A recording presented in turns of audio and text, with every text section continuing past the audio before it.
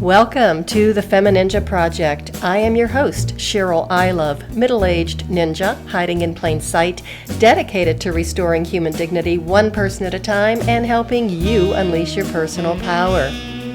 Discover that it's possible to look like a woman, act like a lady, move like a ninja, and think like a warrior. And remember, men are always welcome on the FemiNinja Project.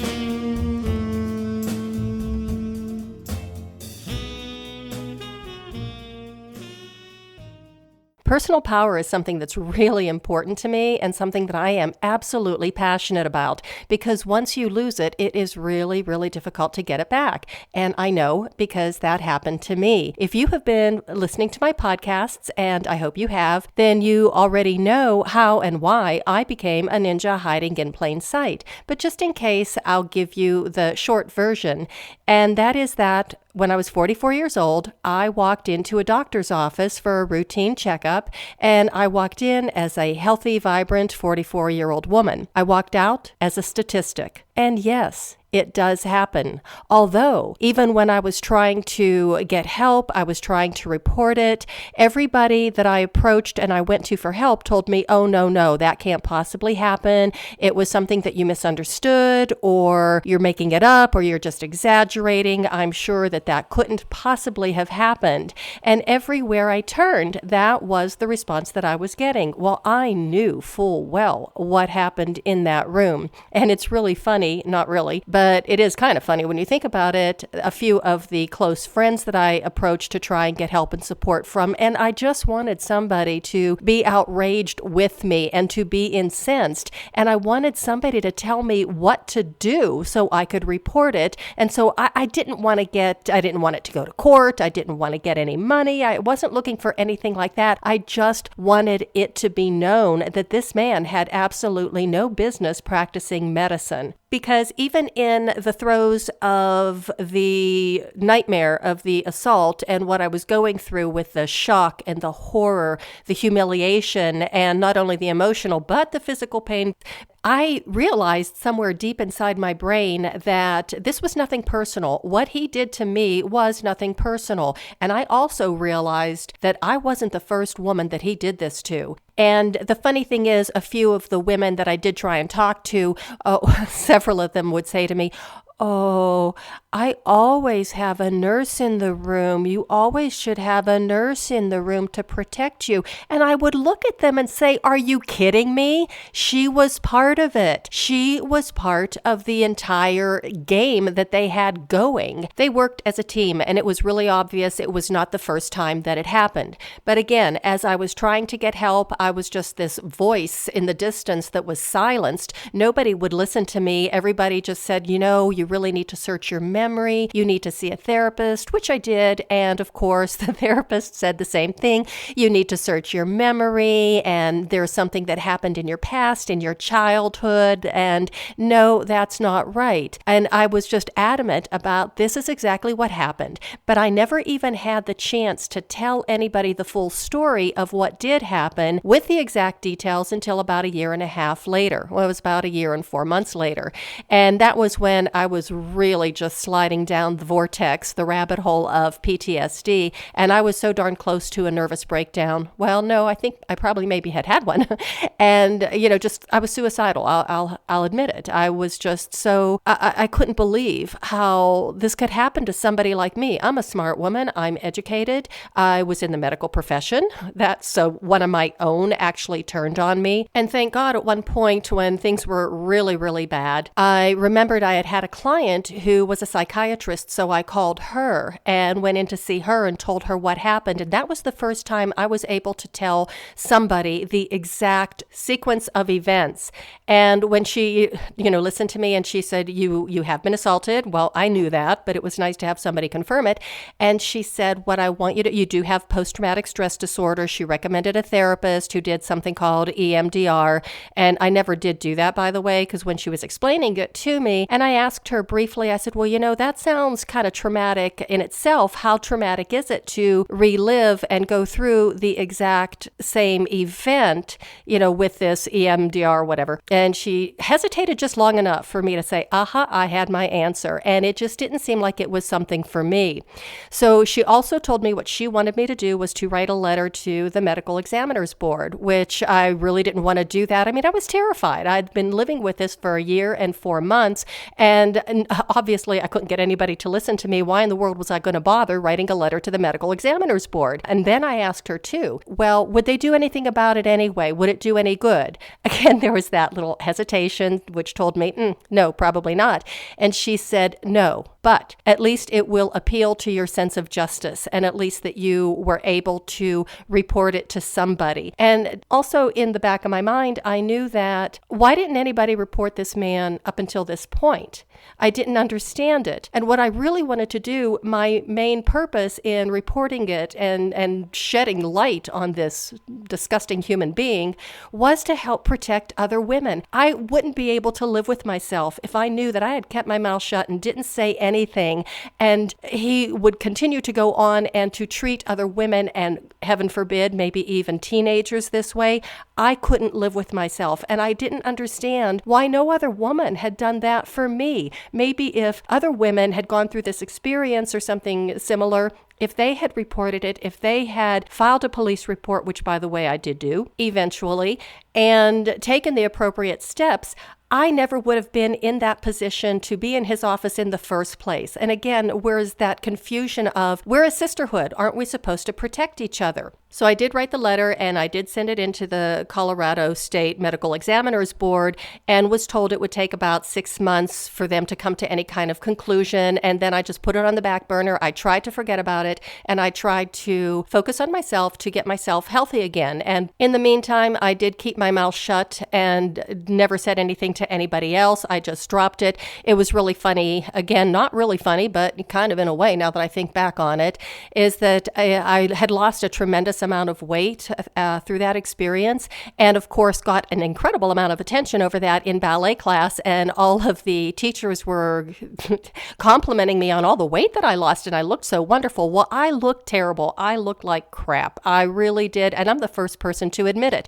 And even one of my clients, who didn't know me very well, she was pretty new, when she saw me one time, she came in for her session and she said, Halloween is right around the corner, and you're so lucky you won't even need to get a mask because you look like crap. Oh, thank you. I really appreciate it. But it was really obvious something was really seriously wrong with me, and something was not right. I was seeing a therapist, and it just wasn't going very well because he always wanted to give me my money's worth. And which meant every time he was giving me my money's worth, he would trigger me so badly that I would dissociate, and I wouldn't even know where I was. My husband, of course, travels sometimes with work. And I remember one time he was out of town, and I had seen my therapist, who gave me my money's worth. Oh, thank goodness for that. And of course, since insurance wasn't paying for it, it was a lot of money out of my pocket. And when I woke up the next morning, I walked into the kitchen and I opened the refrigerator, and it was like, oh my goodness, where did all this food come from? I had the refrigerator was full. I looked at it. They were all healthy choices, which was really nice, but I don't even remember having gone to the grocery store to get groceries. And then when I looked a little bit more, I saw these wonderful little chicken fingers that I had made the night before, I guess. And I looked at that and I said, oh my God, I actually cooked. And every time I was triggered like that in therapy, I would go back the following week trying to be a really good patient and trying to get myself healthy, because that's what I was told I had to do. And I would tell him how badly triggered I was, and I dissociated, and he would look at me and he says, oh, that's really not good. No kidding. You think so? I was driving like that. And then he would apologize for triggering me, and he would say, oh, he would be more careful next time. And then he would tell me that, I've been learning an awful lot from you, and I learn a lot from working with you. And I guess that's when my fighting spirit started to come back a little bit, and I got very sarcastic, and I said, well, since you're learning so much, how about if I get a continuing education discount? He didn't think it was funny, but I thought it really was funny, and I also thought, you know what? Who's the idiot here? Who's the one that really doesn't know what's going on? So I finally realized that if he couldn't figure out how not to trigger me, why was I going there in the first place? So we parted company, and I was left once again to figure it out on my own. In the meantime, I had started training in martial arts, and that was the one thing that if I had started doing that right from the very beginning, I could have saved myself a whole lot of money and a whole lot of triggering and a whole lot of anxiety and a whole lot of distress in therapy, because that was the most therapeutic thing I have ever done in my life. At the same time, while I was starting martial arts, I had discovered something called Feldenkrais. It is a highly sophisticated form of neuromuscular reeducation based on the scientific principle of neuroplasticity, which just means that through the entire course of our lifetime, we can learn new patterns of moving, sensing, feeling, and thinking. And its founder, Moshe Feldenkrais, used this principle of neuroplasticity to work with people just to be able to move better, because the theory was when you can move better, you feel better, and a lot of trauma, a lot of pain, a lot of injuries are kind of locked inside our bodies. Moshe Feldenkrais himself was a martial artist. He was a judo expert, and a lot of the principles of martial arts is incorporated in Feldenkrais at the same time. So as I was doing my martial arts training as a brand new student, I was also a brand new student of Feldenkrais, and the two together were just, they had this exponential type of effect. So I was getting the benefit of both of them, although in a lot of ways it was very exhausting because I was changing so much of the patterns in my brain and working through the trauma at the same time, but it was a much more comfortable way for me to do it rather than sitting immobilized in a therapist's chair, having him trigger me once a week and then taking a whole week to recover and starting the whole process all over again. And the rest, as they say, is history. I continued with the martial arts training, and at the age of 57, I became my sensei's first female black belt. In the 20-year history of teaching at the dojo, he had never had a female rank that high ever. And to this date, there's only 2 black belts, female black belts in the school. So, that turned out pretty well. And I continued with my Feldenkrais classes, and I actually did the Feldenkrais training. So I became a Feldenkrais practitioner, a certified practitioner. It's a 4-year training program. So there were a lot of blessings and a lot of positive things that did come out of that horrible experience. Unfortunately, it doesn't always happen that way for everybody, but I wanted to share my story. Although, as you can well imagine, it did leave me with a natural, and I do believe healthy, mistrust of any physician that I do not know, or dentist, or anybody else that I go to, including a massage therapist or an acupuncturist. I always really have my radar up, all of my senses, all of my awareness, my intuition, and I'm watching them very closely and listening for signs. And I've also still been told that, this never happens, and this is so unusual, and oh my gosh, this is just a once in a lifetime thing. And it's so interesting because most of the people who deny that this could possibly happen are women. And the ones that really believe, they said, I can see that happening absolutely, are men. It's just fascinating. About 2 years ago, a friend of mine sent me an email with a link to a CNN report about physician sexual abuse of patients. And, I thanked her for sending it to me, but I said, I'm really not that interested in reading it. I had no interest in looking at it. And it has sat on my computer for 2 years. Well, I finally did read it, and I followed some of the links, and what I found is just absolutely stunning and absolutely horrific. Basically, there was a year-long investigation conducted by the Atlanta Journal-Constitution newspaper, and it uncovered thousands of cases. Think about it, of physician sexual abuse spread across every state in America. How is that even possible? Another study that was conducted over a period of 10 years, which started in 2003 and ended in 2013, regarding sexual misconduct by physicians in the National Practitioner Data Bank,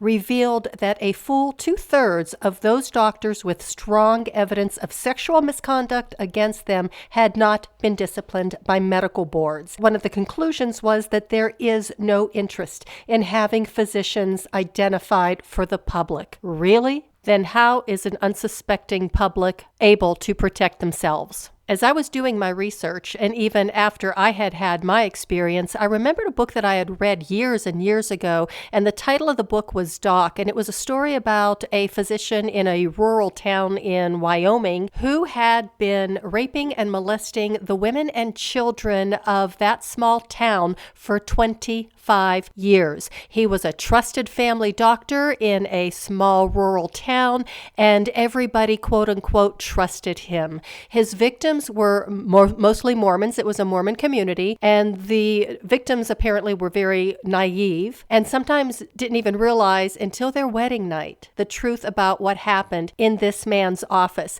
And like I said, I read this book so many years ago, I can't even remember when it was, but I do remember being horrified when I was reading it and wondering how in the world can something like this happen, although I did believe that it was possible. And having remembered that as I was doing the research for this podcast and digging deeper into the statistics for sexual abuse by physicians of their patients, I checked on Amazon to see if the book was still available. And what I did find was a book by the title Doc, and the subtitle is The Rape of the Town of Lovell. And the book is written by Jack Olson. And it looks like the year of the date it was published was 2014. And Jack Olson is a veteran crime writer. So I'm not sure if this was the original author of the book that I read all those years ago. But it would be worth checking out because it is, well, number one, it's really disgusting. And it's amazing how this man was able to fool the entire town. And I believe, if I remember correctly, I do believe that his one nurse, he only had one person working in his office. Again, my memory might not be accurate, but I think it was just one person who was his staff, worked the front desk as well as being his assistant as well. But apparently she was a part of the ring of abuse is the only way I could describe it. So once some of the patients did begin to report it, it actually tore the entire town apart. But it's well worth reading. I'm not going to read it again. Once was enough. But it really is fascinating and amazing that someone could get away with this for so long. I do believe, well, I won't tell you the ending. You'll have to read it yourself. I don't want to ruin the ending for you. But that is one of the things that infuriates me more than anything is to know that these people who are doing this, it doesn't matter if it's a male physician or a female physician, but those who are abusing their patients, somebody knows about it. They either have an accomplice, maybe one or more accomplices, so they can get away with this behavior. But there are people in the medical community that know this is happening. They know, but yet they keep their mouths shut. It's a way of protecting their own. And I understand I wouldn't want anybody filing false accusations against me or anybody that I loved. But at what point do we say this has got to stop? In doing this research for this podcast, I came across a name of Dr. Melvin Levine, who was an internationally renowned pediatrician, incredibly well respected, and one of the most prominent voices in the field of learning disabilities. He was accused of sexually abusing young male patients for decades. He was never convicted. He never faced criminal charges, but a class action sexual abuse and malpractice suit was filed against him in February of 2011. He shot himself the next day. In the suicide note that he had left to his wife, he said that he asked for forgiveness and he told her that this was the only way out. What a sad and horrible case for everyone involved, especially the hundreds and hundreds of victims that are still dealing with the repercussions today. And now that brings me to highlight some of what I found in the report from the Atlanta Journal-Constitution. And I'm just going to give you some of the highlights. I have got to tell you, my head was about to explode when I was reading some of this stuff, and I just had to stop reading it. And I'm going to be so happy when I finish this podcast so I can get this off of my computer and then smudge it, because it is really disturbing stuff, and it's almost unbelievable that this can happen. But here are some of the highlights. Here's one: repeat Georgia offender still licensed to treat patients. Despite problems over 3 decades, doctors still practicing in Metro Atlanta. Another one: reputation, no indication of likelihood to offend. High-profile doctors who sexually abused their patients. Here are the excuses offered by doctors caught in the act and actual excuses from the record. Another one: profession condemns abuse but resists solutions. Not a new problem. States earlier coverage of doctor sexual abuse. Repeat offenders often target vulnerable patients. And this is my personal favorite. It really is. Radio show discussion leads to arrest of a DeKalb County pediatrician. Apparently, a guest on this radio show just mentioned something about a local doctor who had molested her during her child's exam. So she never mentioned the name. She didn't say anything. But as soon as the radio show was over, the radio show host kept getting bombarded with emails and phone calls. Was it Dr. So-and-so? Was it Dr. So-and-so? This happened to me. This happened to me. And before you knew it, they had an entire case against this guy. So he was actually groping, molesting women who were coming in, bringing their children to him for pediatric care. How disgusting is that? You can check out the article yourself and check out some of the stories. It's very extensive, and they also have a page on the site to see how your state ranks. So they compiled all the data to see which states were the best ones at reporting and prosecuting physicians and which ones were the worst. Off the top of my head, I can tell you right now that the best state is Delaware, and California and Texas both tied for number 2, so they're really good at it as well. Colorado ranked number 33 out of 51. I know there are only 50 states, but the study was including the District of Columbia as well as its own entity, so that's why it went up to 51. It is really important information. I really suggest that you check that out to see how your state does rank. Really important. And this was a really difficult conversation for me to have. It was a difficult podcast for me to do, but I really think that if we talk to each other a lot more and if we share our stories, this is how we can prevent this from happening, and this is how we can stop it. And if it stops just one person having to go through what I went through, then so be it. Somebody has to get the ball rolling. One time at the dojo, at this point I was a brown belt, so I was very high ranking, and I had another issue. I always would go to Sensei for guidance, for his opinion, because it was very important to me, and after all, he's the one that trained me. And there was a situation of abuse that I was witnessing, and I really didn't know what to do about it. And of course, he said, it's up to you. You have to stop it. You have to do whatever you need to do. And it was such a difficult situation, and I remember just looking at him and I was crying, why me? And please do let me clarify this. I wasn't crying actually, because I make a point of it never to cry in public. I either do it in my car or in my bathtub with a glass of wine. But I was very upset, visibly upset, and I did just say, why me? And he looked at me and said, why not you? Somebody's got to do it. And you've got the strength, the courage, and the ability. Well, I wasn't really sure about that, but I did step up to the plate, and it hasn't been a problem since. And that's really what I want to do, is to shed the light on some of the things that do go on that we have the power to be able to stop. We have the power to be able to protect each other and to protect ourselves. And we have the power to stop bad behavior. I also want to include how important it is to have a paper trail, to record things and to report things, no matter how small or how silly you think that they might be, or even if you go to the police and you think they're just going to laugh me right out of the station. It doesn't really matter, because you do need to have some kind of a paper trail, not only to protect yourself, but for other people going forward, which is what I did, and which is why I filed a police report, even though it was a year later, and why I did submit a written report to the Colorado Medical Examiners Board. So you might even be wondering, whatever did happen with that situation? Well, It did take 6 months for the medical examiner's board to review the case and to get back with me, and they sent me a letter informing me that the physician did receive a letter of admonition for unprofessional behavior.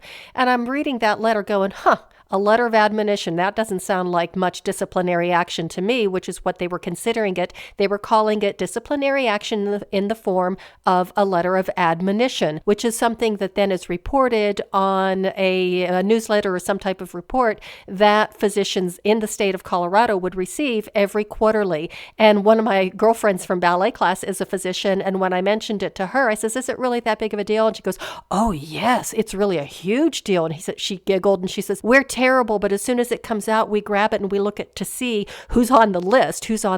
And she says, if somebody does show up on that list for unprofessional behavior, we make sure that we never refer any of our patients to them. It's like in the community, stay away from this person. Don't send your patients to him." I really wish that somebody would have been able to inform me of that little detail before I went to that doctor in the first place. But as I continued to read the letter, I'm thinking, he gets a letter of admonition and I get post-traumatic stress. I don't think that's really quite fair. But then I continued to read the letter, and what they got him on was an inaccuracy in billing. He overbilled. Seriously? And my husband was reading the letter over my shoulder. He didn't say a word. He was just watching me to see what my reaction was going to be, to see if my head really was going to explode. And all of a sudden, I stood there for about a full minute. And all of a sudden, I got a great big smile on my face. And I looked up at my husband and I said, "Do you realize what they just did?" And he said, "No, of course not." He's a guy. And I said, "They just gave me a huge gift." Again, he was looking at me very confused, thinking that maybe I really did go off the deep end this time. And I said, "It's Christmas in July. This is insurance fraud."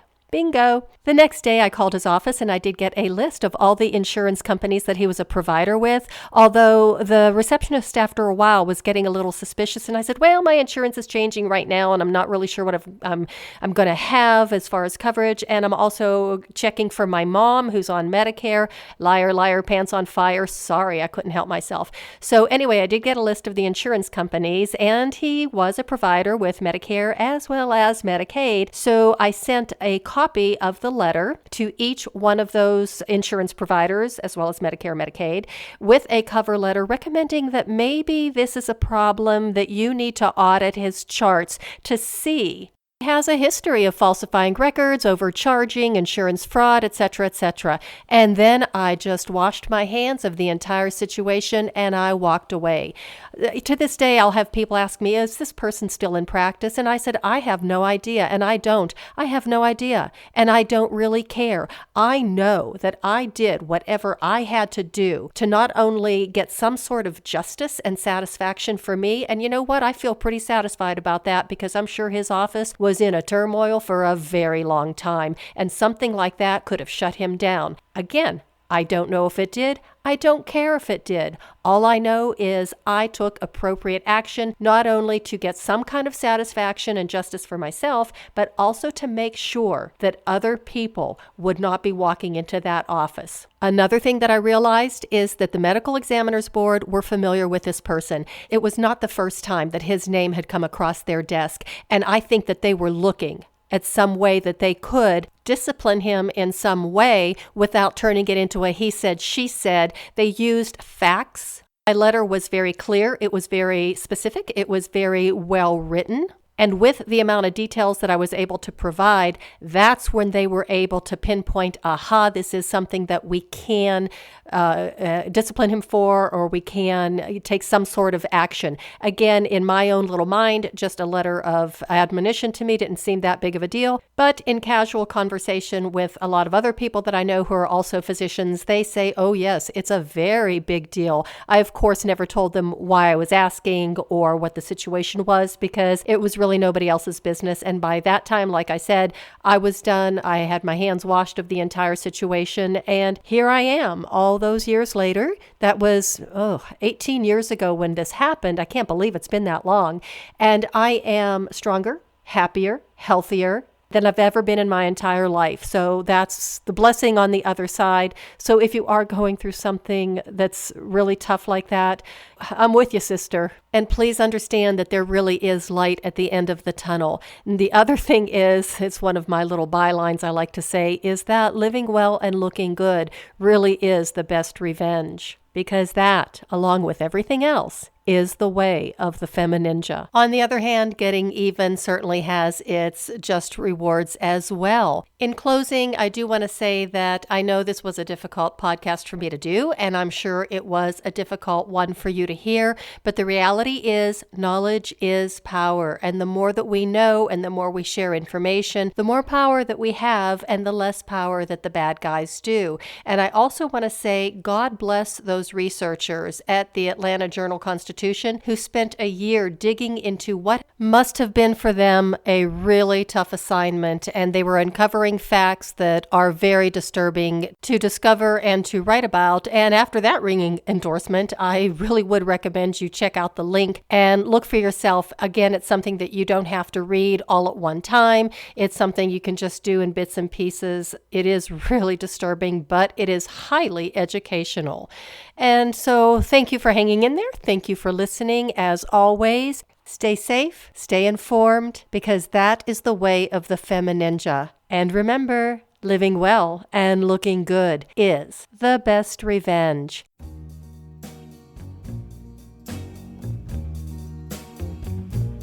And that's a wrap on another episode of the FemiNinja Project.